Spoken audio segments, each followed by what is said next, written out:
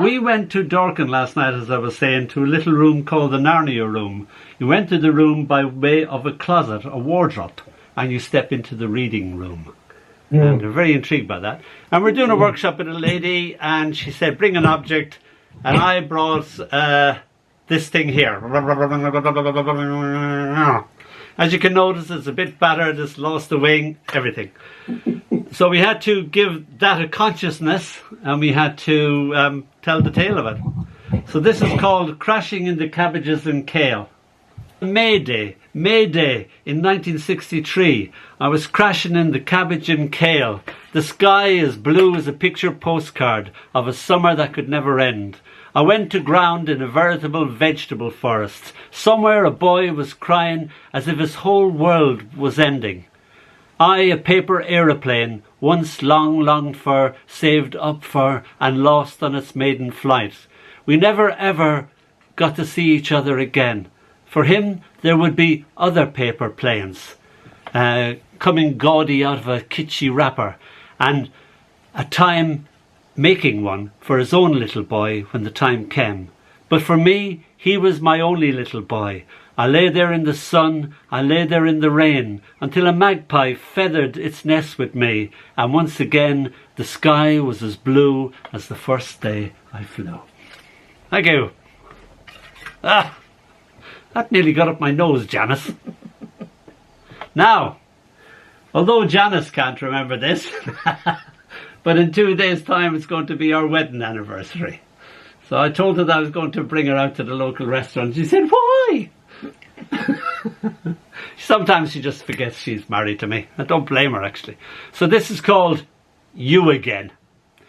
Your summer dress comes to rest upon the balcony, hung up on a thin wire hanger. An exotic bird. It cries for your body, weeps at being parted from you in your curves. A pool of tears collects at its hem. As longingly it dreams of the touch of your skin, asleep now in the sun. Later that evening, frightened by the approaching storm, it tries to escape the clamour of its hanger, almost flies off beyond the reach of my hands, run away to sea, seeking further horizons.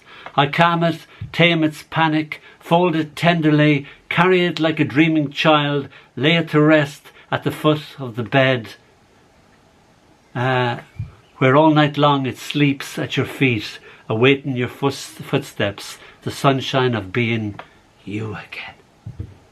Thank you. And this is called Shadows of Our Former Selves. There's a line in Donn, Shadows of Our Former Self. And you think I can find it? I can't find it. And so much so that when we were a twosome, we called each other Shadows of Our Former Selves. But this is about John Donne in Paris. I discovered that I was in the same part of Paris as John Donne was at about the same time as well. Not the same century, but you know. So this is what was going on in John Donne's life at the time.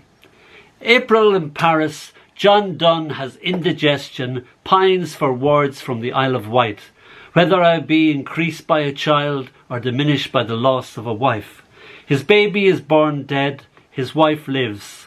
Words, words, those creatures made of ink. He begins his anniversaries. Elizabeth Drury becomes a symbol for the death of youth and beauty. Ben Jonson scorns such extreme lamentation. If it had been written of the Virgin Mary, it had been something. She is dead, she's dead, how wan a ghost this our world is. The imputation of having said so much to say as well as I could. An emperor is about to be elected. The busy old sun rests for a moment in an empty room. And this is called A Brief History of a Little Girl.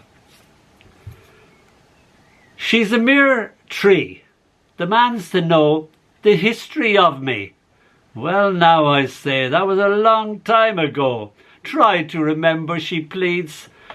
I remember when you first came out of your shell, hatched into a lovely little girl. You were my duckling. Everywhere I went, there you were. I could hear you cry even before you cried. You made me a good daddy mummy. your dreams staining the blue pillow with golden curls.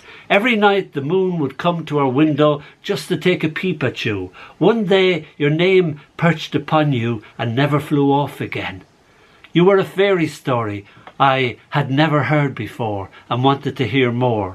Once when you fell, you hit the road. Naughty road for falling me. No, I never, she squeals. Oh, yes, you did, I tickle. Is there any more of me? Oh, loads, loads more, but I'm too old and tired. Well, she tells her dolls, he tells a good story, but shh, it's not all true. The dolls gasp in disbelief, having drunk down the dregs of every last detail.